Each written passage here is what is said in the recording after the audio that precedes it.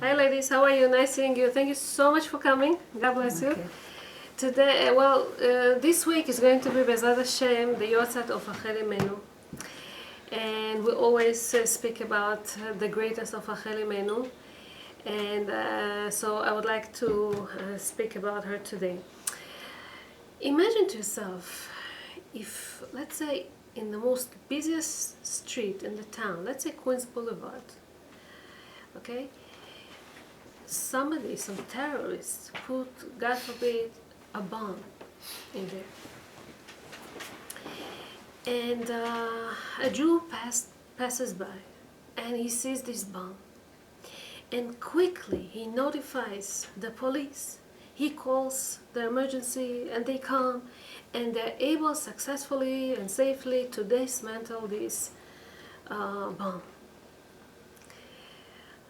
What's happening now? Everyone is coming to him. Yo, kol hakavod, you're so bright, how did you see it? All the networks, the media networks are coming. They want to interview him, they want to ask him the next day after the incident, a few days afterwards, they keep interviewing him and praising him and giving him medals or whatever. Why? Because he did a great thing, right? He saved a lot of people.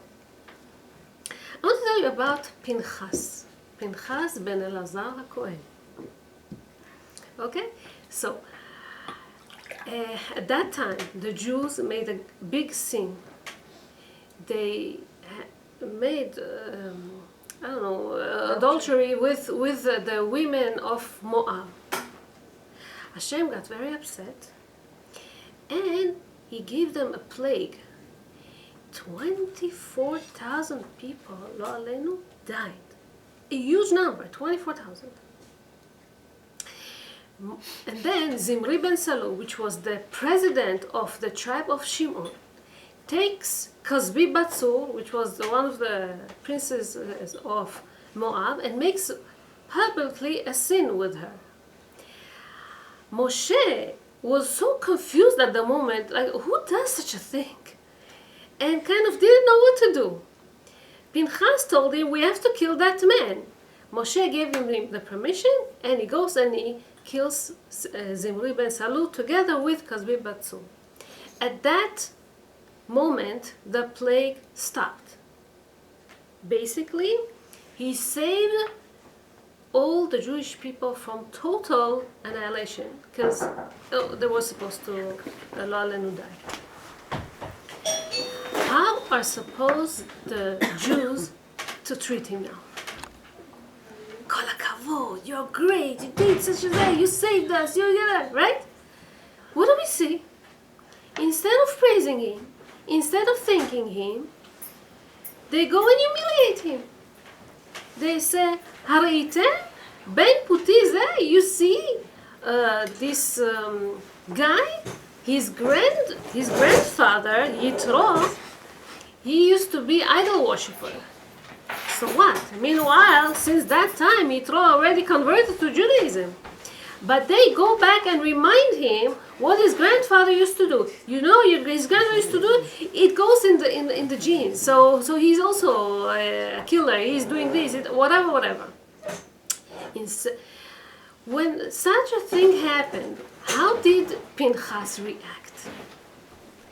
Instead of getting upset, instead of answering back, he kept quiet. He kept his mouth shut. Hashem said, you kept your mouth shut, you're going to get a reward. You know what was his reward? Imagine to yourself, 24,000 people, God forbid, they died. They were supposed to live for, I don't know how many years, each and one of them. They were young people. Think about, let's say even only 1 year each and one of them would live. Already he gets, to his merit, 24,000. He gets it all the years transfers to him. Wow. So even if they would live only 1 year, already he gets 24,000 years. And they were supposed to live much more. They were young people. Basically, he lives forever. He lives eternal life. And we know that Pinchas is Eliyahu. And Eliyahu never died. Eliyahu lives. Whenever there's a mission to do from heaven, he comes, he disguises himself, and he comes and he does his mission, right? So this is the reward that Pinchas got for keeping quiet. So we'll learn here that to keep quiet, and Maramshik adds here and says that Pinchas knew, he was aware of the fact that people are going to make fun of him, and he did that because he knew this was supposed to be done, this certain act, to stop the killing of Am Yisrael. So I want to tell you another thing about the wife of On ben Pelet. In the big dispute between Korach and Moshe, Korach that decided to rebel against Moshe. So the wife of On ben Pelet says to On, why do you have to be in this dispute? In any case, even if Korach is right, so Korach is going to be Kohen Gadol. If Moshe is right, Moshe is going to be Kohen Gadol. You are not going to gain anything from this. You're going to always stay the student. So please stay home. She didn't let him to be part of this dispute. Rabbis say that this was a great thing. חוכמות, שלמה המלך כל זונה, חוכמות נשים בנתה ביתה. מה זה חוכמות נשים בנתה ביתה? Rabbi Chaim Shmulevitz is asking here, what's the big chokhmah? What's the big wisdom? Every woman would tell her husband, don't do it. Why do you need this? She would keep him. What is the great chokhmah? What is the great wisdom? He's not giving anything. Okay. Out of this. Yeah. So that's what he said. Every woman will tell her husband, don't be part of this. It's not for you. So why do they praise her? He says the big chokhmah, the big wisdom is to keep your mouth shut in a time of anger. Now, everyone, in a time, God forbid, in a dispute, there's a shul, there's a synagogue, there's a community, there's a dispute, everyone wants to do their share, everyone wants to show their opinion, to have peace of mind, to show everybody what they think. At that moment, if you keep quiet, and you don't being part of all this slander and lashon hara and all that, this is chokhmah, he says. Because usually, at that point, a point of anger, people cannot restrain themselves. It's so hard for them to hold back their tongue and not to say anything. Let's say, I don't know, your husband gave a statement to you that his mom cooks better than you.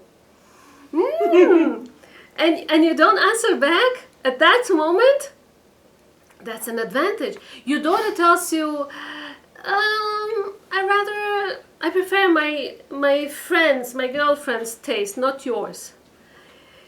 You know, like, what do they know, these young people?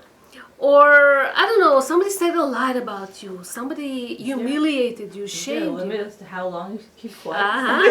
Go over your Right.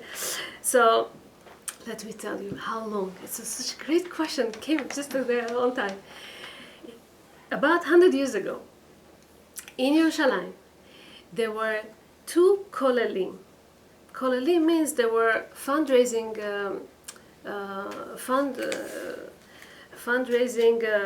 how you call it? Huh? Events? Not events, they were institutions, okay?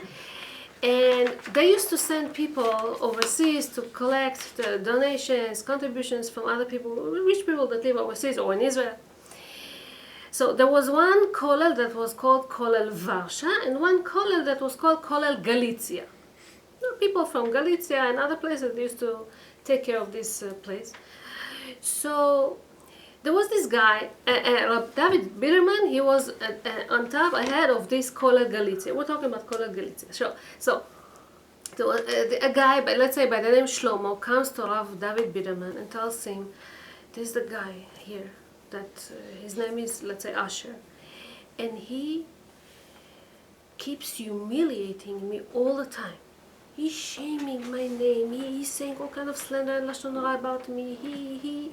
He does all kind of bad stuff to me. You know, what should I do? The rabbi tells him that King David in Tehillim, he says, "Va'ani kecheresh lo ishma u'che'elem lo yiftach pi." Make yourself like a deaf, And when you make yourself like a deaf, like you don't hear all the insults that people tell about you, the other one doesn't have a partner. He won't open his mouth eventually. That's what they say. But this guy, Asher, didn't know this interpretation for this pasuk, and he kept being bad to him, calling names, saying bad stuff about him, sucking his blood, being very nasty to him. And he was trying to keep quiet, like the rabbi gave him this suggestion, this advice. And even though he was so bad with him, despite all this slander and lashon hara, he was able, Baruch Hashem, to find a matchmaker that will find a shiur for his son. You have to understand that every matchmaker that will come close to this Shlomo, this Asher would ruin for him. He would call the matchmakers. He would say all kind of bad stuff about him. He was really nasty. Wow. And so, but he was able to engage his son, and a few weeks later, even his daughter too, with all whatever people heard about him. And now he was happy and everything, but hello, they were poor people. He needed money for those weddings, coming weddings. How could he marry off his kids when So at that time, they had this very wealthy, rich man that used to live in Vienna, Austria. He said to himself, I'm going to go to him and maybe he's going to help me out. So he bought a ticket and he flew to Austria. He comes and knocks at this rich person's house. The guard opens. You cannot just come like that. I'm sorry, he's busy. You have to make an appointment. I suggest you go to the hotel, stay there for a few days, and whenever your time comes, this is the only time you can come to speak with my master. Okay, what could you do? So he goes to the hotel, he stays there for a few days. When his appointment comes, he decides that he's going to pack his stuff, and straight after the rich man gives him this contribution, he's going to fly to Israel. So he's with his suitcase. Before leaving the hotel, he already checked out and everything, he says, wait, I have to go to the restroom. So he goes to the restroom, and as he enters there, he sees a fat wallet inside, or pocketbook, whatever you want to call it. He counts a lot of money, millions of dollars. Who keeps millions of dollars in a pocket? Probably somebody very, very, very rich that just lost it. Now, he is in Austria. The hotel is not Jewish. The non-Jewish people over there. It says, Avedat akum muteret. If you found a loss in a Gentile neighborhood, you're allowed to keep it to yourself. That's what it says. Some rabbi says, no, maybe it's a cholul Hashem, maybe it's good to notify the authorities and to find someone that lost it is going to make a kiddush Hashem. But some rabbis say you don't have to. So he decided he really needs that money and he wants to keep it to himself. All the documents that were in that wallet, he destroys them, gets rid of them, and keeps the money to himself, the cash, with some cash that he had. He put it together and he's ready to leave the hotel. As he wants to leave the hotel, the gates are locked. Now what happened? Police cars are all parking all over the place. This rich man that lost this money apparently realized that he lost that money, and it was in this hotel that he lost the money. He just didn't know where. So everyone that comes and goes, they have to ask him. So they come to him and they ask him to empty his pockets. He feels so bad. What should he do? What should he do? So they saw that he has a lot of cash. Where's this money from? It's mine, he says. It's mine. Who are you? Why are you having so much money? He says, you heard about Kolel Galicia? I'm the main collector for Kolel Galicia. So I collect all this money and it's for donations for Israel. What? So they arrested him for a while and they want to find out what is this Kolel Galicia. They call the consulate in Israel, in Tel Aviv, and they ask, is there a Kolel Galicia? They say, yes, there is a Kolel Galicia. So send somebody over there and find out. They send an ambassador or somebody, a messenger. He comes to Yerushalayim, Mea Shearim, and he finds this Kolel Galicia. He gets into that building. The first guy that he sees, he asks him, do you know Shlomo that went to Vienna and collected money collected money? Do you know him? Now the guy that he bumped into was Asher. Asher is this guy that hates him, Oh my God. that wants to ruin everything for him. He says, aha! He went to collect money for his weddings. I'm going to show him what is this. So they're asking him, do you know him? Does he really, does he own money? And he wanted to, to outsmart him. And he says, he's a rich man. He has a lot of money. Don't worry about him. Meaning, he wanted to ruin it for him. And said, oh, okay, yeah, fine. He notifies right away to the people in Vienna. He sends a telegram. Everything is fine. He has the money. There's a call at Galicia. It's all legit. It's fine. And they let him free. Even apologize for the inconvenience, disturbing him. He went home. Can you believe that this man, for 18 years, he sucks his blood? He's chasing after him. He's running after him. He's so bad to him.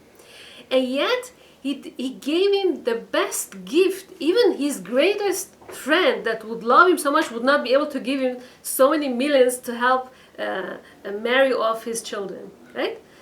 This is when people keep quiet, don't answer back, don't fight. Hashem rewards. Now, Teach us how not to answer. Yes, okay. It says in Midrash Tanchuma that Yaakov, he saw Rachel Imenu. And he knew it's his bashert, it's his luck. He knew that they're supposed to get married, that they're supposed to have great children together. He saw it already. So he promises Lavan that he's going to work for her for 7 years. All these years, as engaged couple, he sends her gifts. It says, Yaakov meshalech sivlonot, gives her all kind of presents. And her father doesn't give it to Rachel. He takes those gifts and gives it to Leah. Can you keep quiet for 7 years and don't say a word to Leah, even not only to the father, to Leah? She was such a great woman. 7 years or something. 7 years she was engaged. 7 years he works for her. He sends gifts and and the father gives it to Leah. And she doesn't say a word. She doesn't say anything. Such a strength that she had. And they say about her, Rachel tafsa bepelech hashtika. Rachel used that tool of silence. And because we know that parents, they inherit their genes to the children, right? Because she was such a great woman that kept her mouth shut, kept silence, her offspring, her children, were also this type of children that keep silent. Speaks about Binyamin, that his stone in the Choshen that the Kohen Agadol used to wear was a stone that's called Yashfeh. Yashfeh, they say, the commentaries, Yeshpeh, he had a mouth.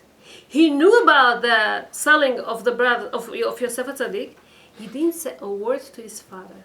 They had some kind of agreement. Don't tell it to anyone. He knew it all these years and didn't tell his father, okay, that his brother is alive. Yosef HaTzadik, who was in Egypt, couldn't send a message to his father that I'm alive. They had some kind of agreement. He kept his mouth shut. We know that the offsprings of Rachel is Shaul. Shaul was the first king in Israel. Okay, speaks about him that Ve'dvar HaMelucha lo yigid. Shmuel comes, Shmuel HaNavi, he crowns him, wants to crown as a king. And he doesn't, people want, if they are elected, who shouldn't know? Everyone should know that I'm elected, right? He doesn't say a word. Esther, אין אסתר מגדת עמה ומולדתה. She doesn't talk.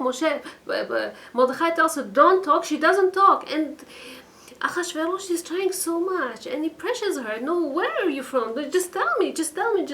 She doesn't say anything. You need strength for that.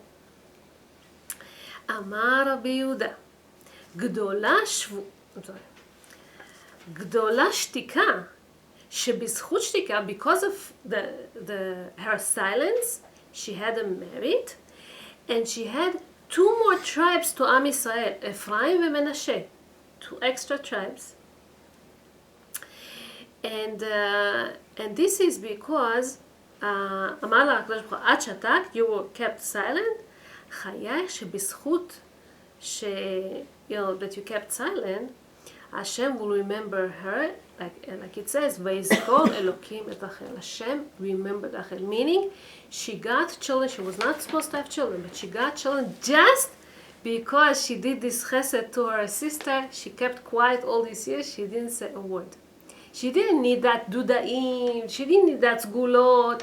Hashem already, he just was waiting for her. He had his timing. We don't know why it took, but I guess to test her. And this is shtika. Shtika means, from shtika, from silence, comes kingship. Kings in Am Yisrael. First king was Shaul HaMelech from her. You know that Abraham, he was supposed to come to Mitzrayim, to Egypt, because of hunger that was in Israel. And he was afraid that the Egyptians are going to take his wife. So he tells his wife, tell everyone that you are my sister, not my wife, because they're going to kill me and take you. Lot was with them. Now we know that Lot, he grew up in the house of Abraham. He knew what's chesed. For him, chesed wasn't a problem. He would have guests over even though he is endangering his family, his house, it wasn't allowed in Sodom to have guests. He didn't care, he did that.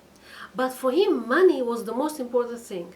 The proof, he went to live in this crooked place just because he needed money. He liked money very much. The Egyptians could offer him, we'll give you money. Is Abraham Bemet, is he her husband or her brother? He didn't say a word. Because he didn't say a word, he had the merit that from him will come Ruth HaMoaviyah, the grandmother of David HaMelech. Wow. And he wasn't even a tzaddik. He wasn't even a tzaddik. Wow. What does it say that about the rest of us? Lot. We have a chance. Tamar kept quiet. Okay, Yehuda found her, she took from him simanim, almost the same thing. And when they found to know that she's pregnant, so they wanted to burn her alive. And she said, if Yehuda would admit, he would admit. If not, I don't want to humiliate him. I don't want to shame him in front of everyone. So even though they would kill her if she wouldn't say anything, she kept her mouth shut. From these type of people come melachim, come kings. And she, Basof, we know that she had these twins, and from these twins came David HaMelech and everybody. And Mashiach. Yehuda himself admitted.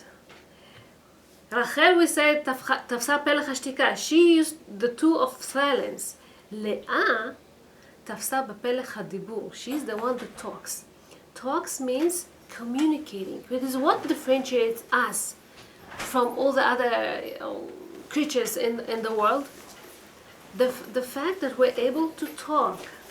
The fact that we can communicate. But communicating in a way to do just good with that. God forbid, not to use it in a negative way, but in a positive way. To encourage people, to give them good words and stuff like that. So when Yehuda saw that he is not right, she is right, Tamar, he admitted. His name is Yehuda. He admitted. You see, these type of people are people that are controlling the most wildest territory. They're controlling themselves. This is the hardest thing to control, to do. And from this comes kings and queens, from this. So, Yehuda and Tamar, okay, their offspring is David HaMelech and Mashiach. And how was King David himself born, do you know? He was also keeping quiet. Yishai was a very righteous man. But in his time, in his generation, there was a big confusion. So, did I come from, am I a Jew or not? Because he was afraid that because of Ruth Moaviyah, his grandmother, so Moavi, if he is Moavi are not allowed to be Jewish at all, not even after so many generations. So he was afraid that he's not Jewish himself. So he knows that if he's not Jewish, and let's say he's married to Nitzevet Bat Adael, his wife, he cannot have relations with such a kosher Jewish woman. So he decides that he doesn't want to be with her, and instead he will be with his maid. Okay? Nitzevet Bat Adael was a very, very special woman. I read it in a book that's called Pachat Yitzchak, that there's a sgula to say her name, Nitzevet Bat Adael. I don't know why it says 17 times. Whoever says her name 17 times, his tefillot, his prayers are going to be heard in heaven. That's what it says. This Nitzevet Bat Adael sees what her husband does, and she keeps quiet. She doesn't say anything. She doesn't getting upset. You see, she taught this silence to her son. King David, as he became a king, you know that he was hated by his brothers because they thought he's a mamzer. His mother got pregnant from who knows who. They didn't know.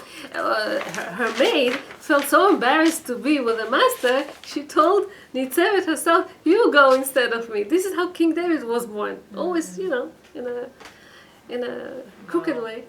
Wow. Like Tamar, like this, like Rachel Imenu. And so this is how the Nitzevet got pregnant to David, and they wanted to kill him. They didn't like him, the brothers. And as he became a king later on, he had enemies.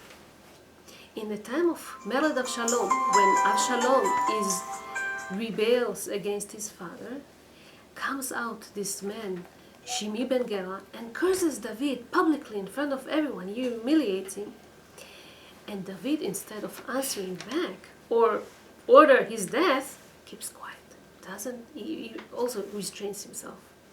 This is, it says, when he became Regel Revi'i B'Merkava, a fourth wheel in the holy chariot. What is the holy chariot? You know?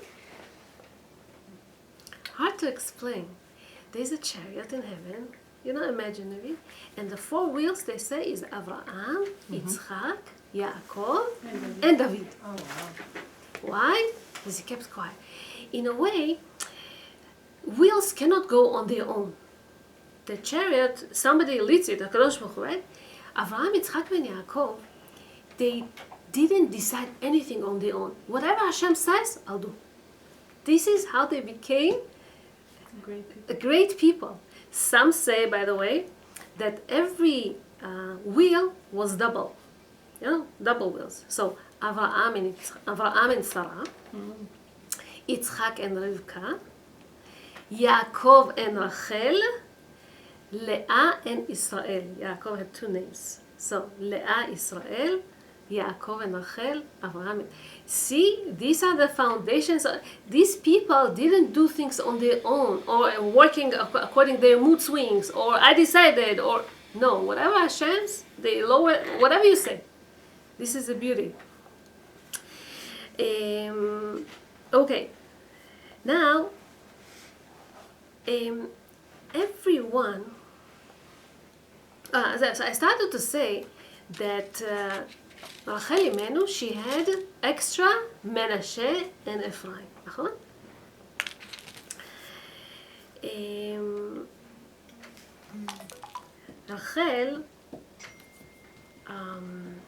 Rachel, you have to understand, why do we bless our children every Friday night? Simcha Elokim ke'Ephraim ve'Menashe. We don't say Simcha Elokim ke'Avraham, Yitzchak ve'Yaakov. Ephraim and Menashe. This is the first couple of brothers that lives peacefully with one another. Yitzchak, start with the beginning of the world. Cain and Hevel didn't get along. Yitzchak and Ishmael didn't get along. Yaakov and Esau didn't get along. Yaakov and his brothers didn't get along. Yaakov and Binyamin did get along, but they didn't live together most of the time. So the first couple that we see is Menashe and Ephraim. Now, in the end of his days, Yaakov wants to bless them. What does he do? He switches his hand, he's crossing it, and he puts his right hand on Ephraim. And Yosef sees that, and Father, please don't do that. Don't do the same mistake you did with me.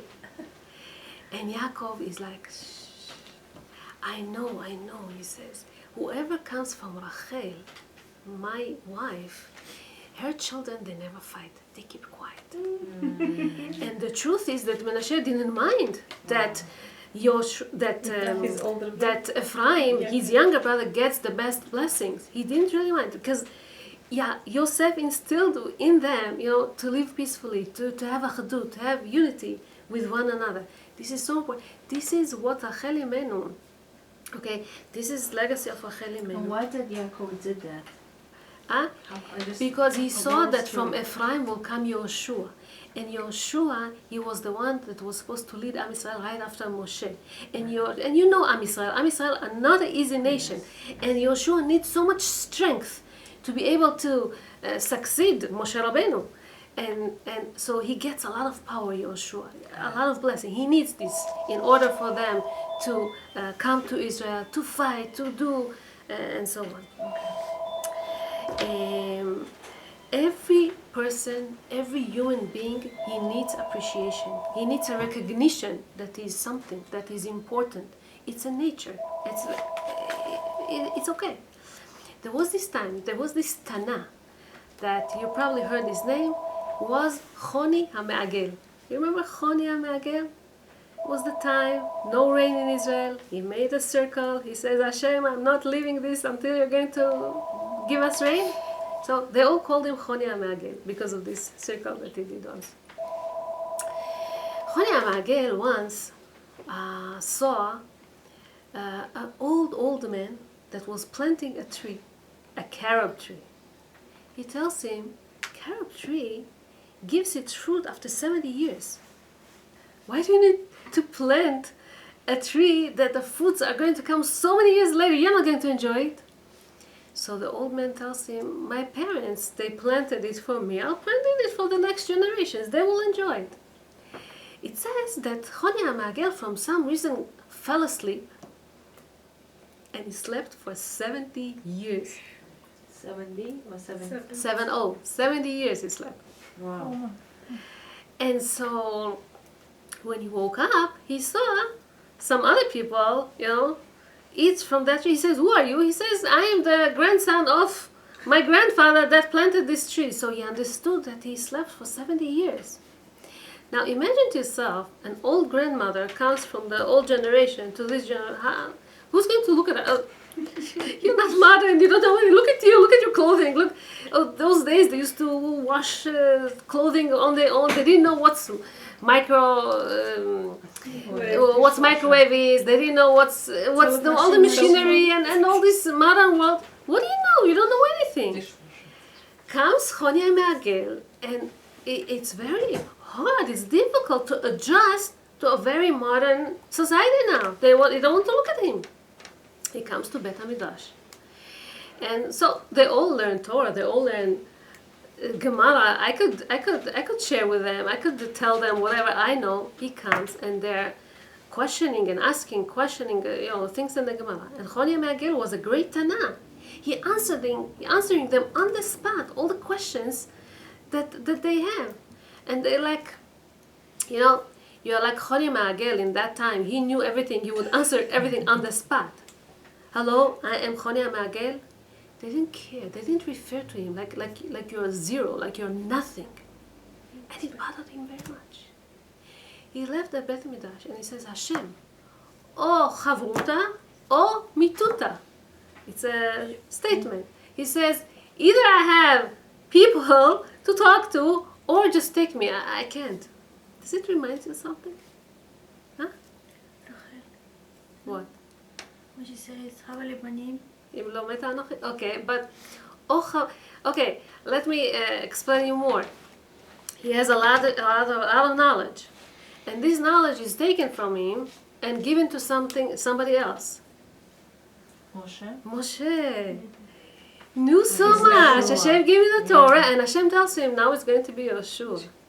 You know, Choni HaMe'agel, like Moshe, he didn't need the honors. He wasn't a person that was looking for respect. But when people don't care, they don't read, the society, when they don't even pay attention to you, it bothers. And it's very hard. Every person, every human being needs a recognition. Look at Rachel. She makes herself like a zero, like nothing, like I'm an air. Just don't pay attention to me. Her fiance keeps sending her for 7 years those gifts. And it's given to her sister next to her. Somebody that is next to you, it's not your boss, it's not your friend, it's not somebody you see once a year. She's with you all the time. You can say here and there all kind of stuff, right? Didn't say a word all this time. See how powerful is this woman? See how great she is. And